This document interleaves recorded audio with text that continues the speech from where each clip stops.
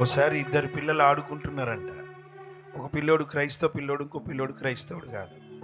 వాడు కొంత గొప్ప వాక్యం తెలుసు. వాడు అంటున్నాడంట, యేసుప్రభు నరకంకి వస్తే ఏమవుతుంది అని అడిగిండంట. అప్పుడు క్రైస్తవ పిల్లోడు అన్నాడంట, యేసుప్రభు నరకంలోనే ఎందుకు వస్తాడు?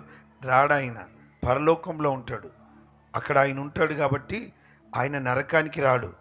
నరకములో సాతానుడు ఉంటాడు. నరకములో పాపములు చేసిన వారు కాలుతూ ఉంటారు. యేసయ్య అక్కడికి రాడు అని క్రైస్తవ పిల్లోడు అన్నాడంట. అప్పుడు ఆ పిల్లోడు అన్నాడంట, ఉట్టిగా చెప్పు వస్తే ఏమవుతుంది, లేకపోతే నీతో ఆడుకోను. యేసుప్రభు నరకంకి వస్తే ఏమవుతుంది చెప్పు, లేకపోతే నీతో కటిఫ్ అంటుండంట. అప్పుడు ఆ క్రిస్టియన్ పిల్లోడు ఆలోచించి ఒకవేళ యేసయ్య నరకంలోనే అడుగుపడితే నరకం కూడా పరలోకం అయిపోతాడు. Where God is there that is heaven. దేవుడు ఎక్కడ మన ఇల్లు. అందుకే అంటాడు యేసయ్య, పరలోకం మీ మధ్యలోనే ఉందంటాడు. పరలోకము దేవుని సన్నిధి ఎప్పుడో తెలుసా ప్రియులారా? వెన్ వి వర్షిప్ గాడ్, మన ఆరాధన అలా పైకి వెళ్ళినప్పుడు, లేదా ఆయన సన్నిధి మన మధ్యలో మెండుగా దిగుతుంది.